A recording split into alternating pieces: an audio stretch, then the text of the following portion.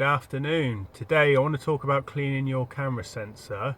It's basically something that you see quite a lot of people talk about, but they're kind of scared to do it. All cameras, DSLRs, aren't sealed. Over the period of using them, it will get to a point where you have dust and dirt in the sensor. A lot of people are scared to touch the sensors on them, thinking they can be damaged quite easily, but I guarantee they're a lot more hardy than you think. It's quite hard to actually damage them. Obviously if you get grit on them and you drag it across them, you will scratch them, but they're a lot more hardy than you kind of would expect. When you are cleaning the sensors, for a start you're not actually cleaning the sensor, you're cleaning the infrared filter that's normally over the top of them, so that's even harder. Again, you're less likely to scratch that or damage it. I thought I'd clean it in the van today because if I can clean it in a kind of dirty camper van with dust in the air or something like that, it just shows that you can clean it without destroying your camera. So there's two ways of doing it. The first way is with a blower. Now these are kind of hit and miss. Sometimes they will improve it. They don't generally clean that well. If your camera hasn't been cleaned for a good year or so, you're going to have stuff on it which this isn't going to move. Also, when you blow stuff around, you just tend to reposition it, so you might make it better, but you're not really going to make a massive improvement. These are really good if you want to take them away in the bag, because or if you're on location, if you're away with the camera, because you can make a situation better. You know, if you can use it, you don't have to actually get out in the field and get it wet and risk scratching it, so by using the other systems to clean it. So they are worth having. They can be useful for blowing the lens clean, for instance, before you fit it to the camera, various other things, but they don't a lot of the time get rid of kind of the more stubborn things, more stubborn dust and dirt. What you need for that is one of these. It's a wet sensor cleaning system. Sorry, the exposure's a bit off on that. It's basically a stick with a bit of cotton material on the end with a cleaner solution on it, so it allows you to drag it across the sensor and clean it. If you notice a lot of my videos, the intro to them, in the top left of the frame, the opening kind of few clips, there is dirt on the sensor there. Now you can get away with dirt in pictures. You can easily get rid of dirt and clean it up in after processing. So you know, if you're using Photoshop or Lightroom, whatever you use, you can clone it out. It's pretty easy to get rid of. You always will have to deal with dirt on sensors.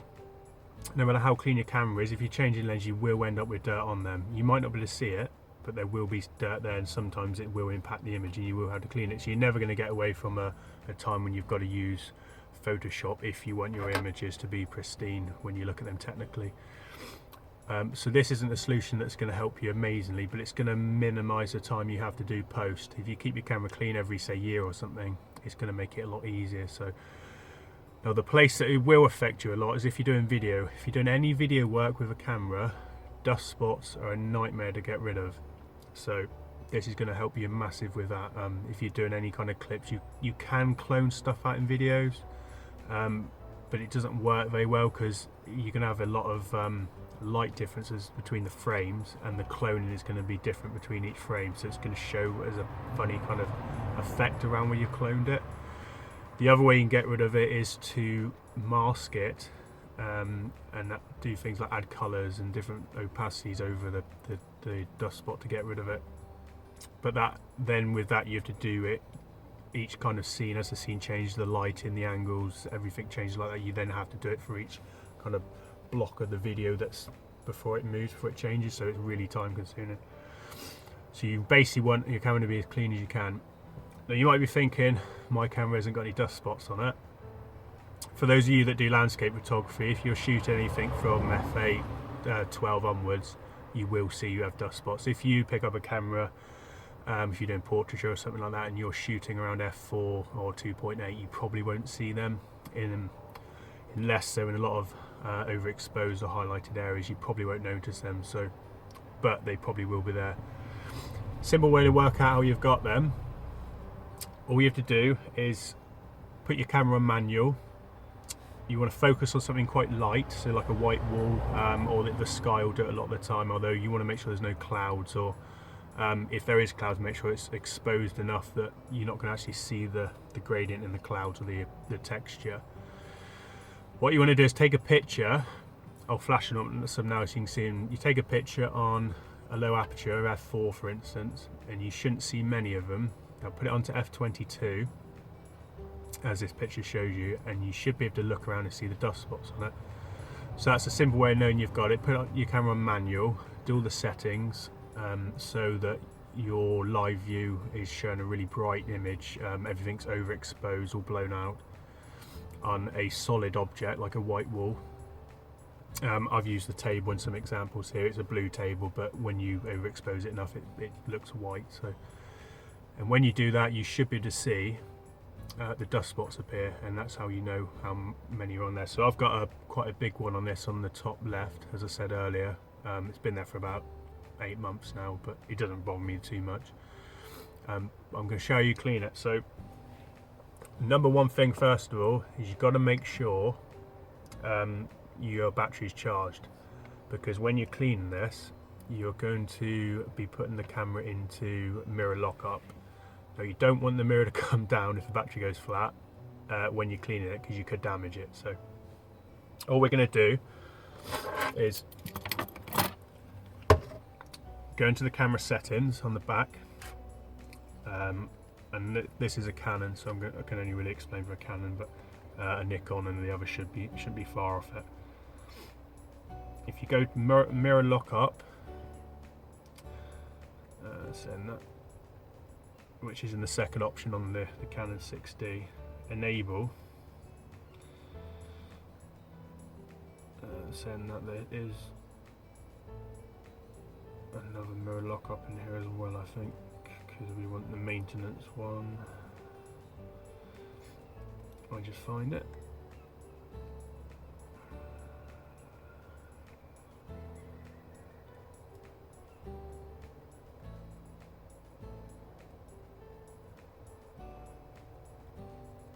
Right, yeah, I found it now. You don't want the first mirror lockup, that's just for shooting. You want to go all the way along to one of the last options, go on sensor cleaning and clean manually.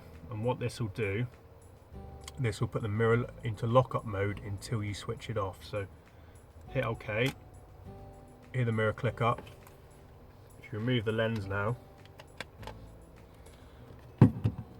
you should see that the sensor is there now. Now what I'd recommend is when you clean it, first of all, use the blower. You just want to kind of try and blow it at an angle to, whilst holding it down so that anything that's in there kind of drops out.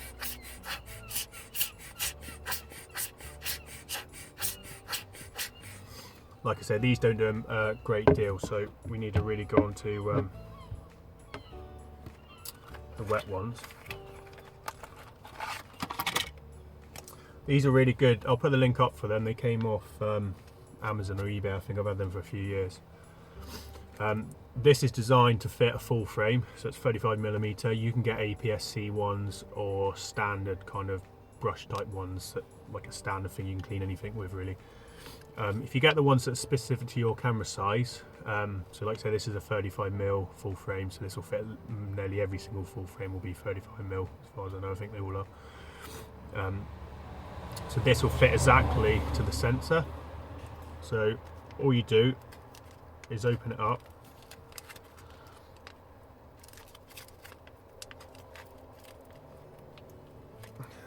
Without knocking everything over.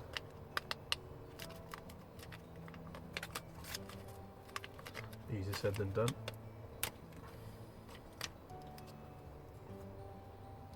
Now in there you have this brush, which is saturated in alcohol. I have tried cleaning sensors in the past without wet, kind of impregnated things like this, and it doesn't clean as well, so you do need something on there, some kind of liquid.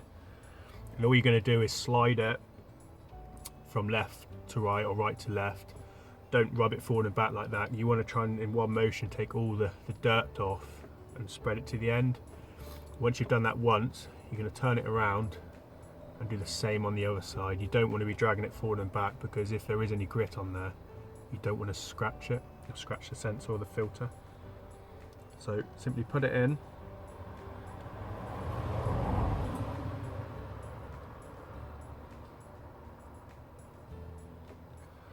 you need to use a tiny bit of pressure. I've turned it around now. Put it into the full end of the sensor like that, and then you simply drag it across with a firm bit of pressure as you go. Now, to be on the safe side, once you use one of these once to go both ways, you probably want to throw it away.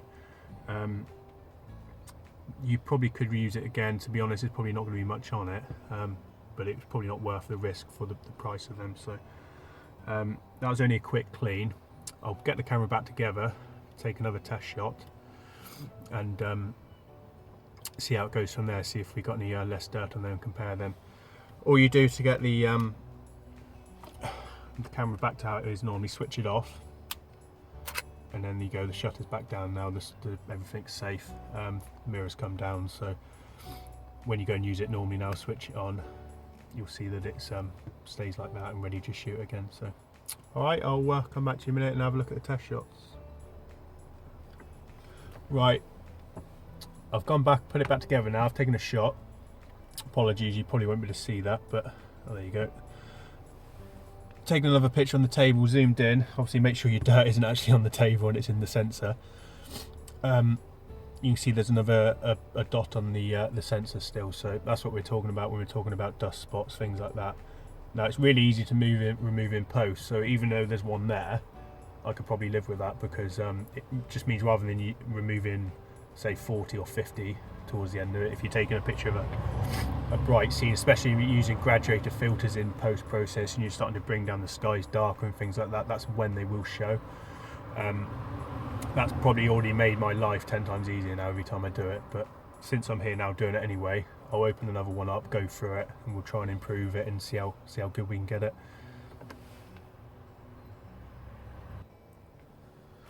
Right, that looks a lot better now. I'll get those up on the actual computer, and what I'll do is I'll bring the highlights right down and boost the shadows and things like that, and really try and get the dust spots to appear from all the images.